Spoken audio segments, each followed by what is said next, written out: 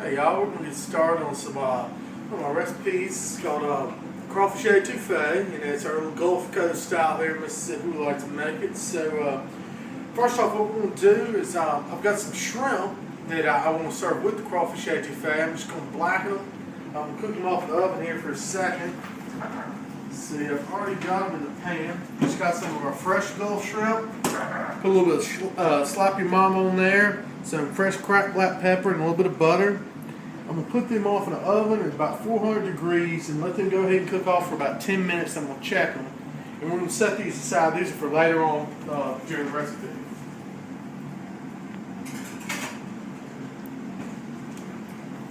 Set this timer. Now the first step in making any kind of thing like crawfish étouffée or gummos, we've got to make a roux. What we have here is we have a cast iron pot, now I'm cutting pot here. We get to about a medium-high heat. We're going to start with a little bit of butter. I've got about a half stick here.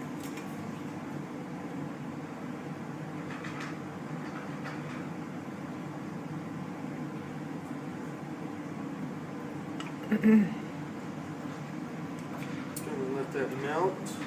And I also have, a half a stick of butter. That would be almost an eighth of a cup, or a quarter of a cup. And I also have a quarter of a cup of oil. A quarter of a cup of butter, a quarter of a cup of oil. It's kind of like a lot of people like to use all butter or all oil. If you use all butter, it tends to be very rich.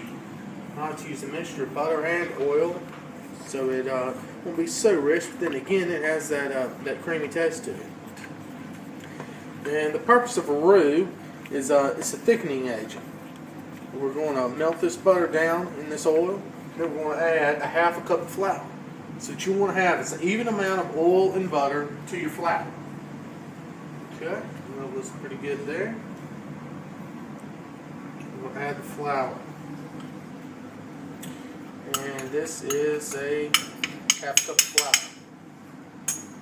Go ahead and stir this up. Now, at this point, you really can't leave the stove here because you've got to keep on stirring. This is very critical. Basically, what you're doing, and I'm going to turn this burn down just a little bit, is you are frying the flour. You're darkening up. And the darker this roux is, the less thickening power it has to thicken liquids. So we're looking for, we're going to keep stirring this on up until we get almost a caramel color roux. And then we're going to start adding some of our vegetables. This roux the color we want it. We go ahead and start adding the vegetables. This is going to get this roux to stop cooking. Alright, that is a whole bunch of celery. Just one bunch. Now you buy them in the bunches. Get that. We'll add a little bell pepper. Okay.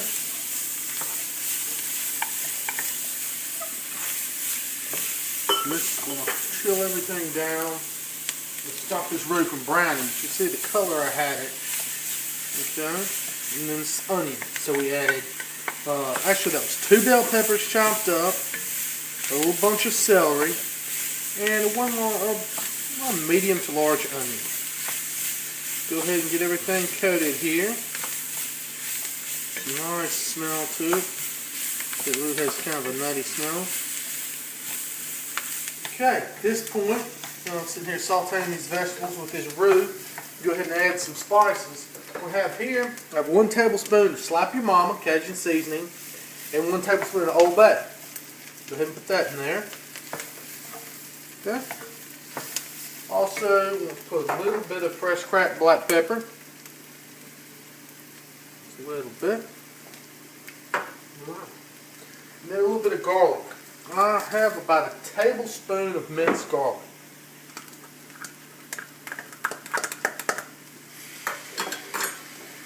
Go ahead and keep this moving around. And what I'm going to do is add a little bit of, about 4 cups of seafood stock.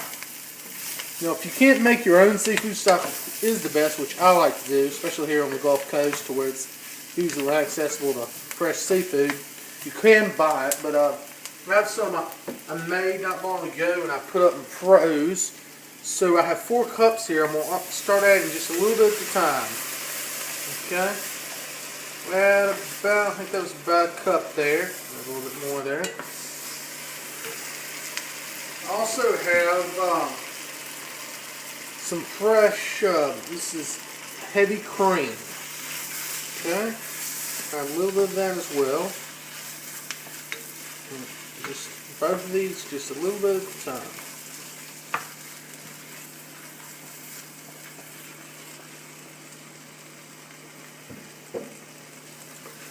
Okay. Get that stirred in. So then I'll go ahead and add some more of my stock. Add a little bit more this time. About a cup or 2. Like I said, this is all 4 cups here.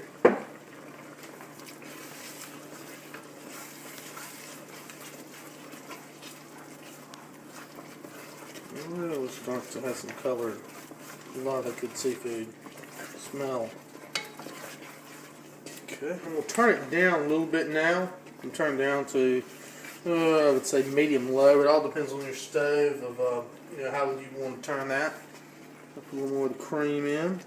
This cream really gives it a nice, rich flavor.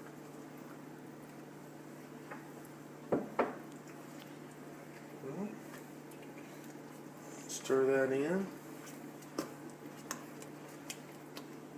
Go ahead and add a little bit more of this stock.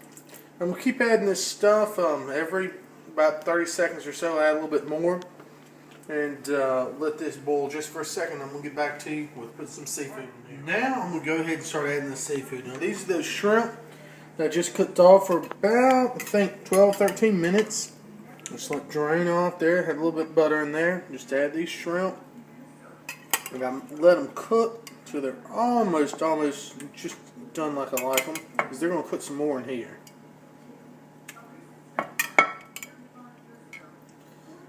Okay, and that juice, that's just mainly butter and stuff. We don't need any more of that in the recipe.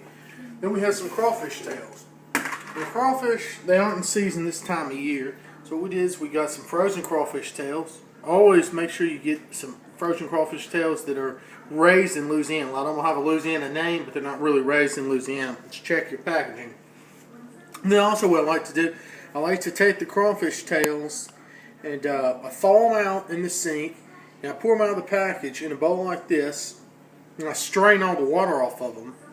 Then I take a couple of paper towels, and I put on top of them, and I put the lid on this, and I turn it upside down. Just get as much water off as you can, because you don't want these to come in here. They've got enough water in them as it is, and really thin out your etouffee. So we'll get these crawfish in here, along with the shrimp. So this is, I believe, 2 pounds of crawfish tails, and along with 1 pound of shrimp. Now, once we get all the meat in there, we want to go ahead and turn our stove down to low, real low here, and we're going to just stir that together. And we're going to let this sit here and simmer for about 15 minutes, and then we're going to check it. All right, now we've let it sit here and simmer on low for about 15 to 20 minutes. Notice how it's getting a little bit darker, it's getting a little bit thicker. If you want it thicker than this, though, you can always add a little bit of cornstarch and water. But I'm going to go ahead and get it served up here. Give me a plate.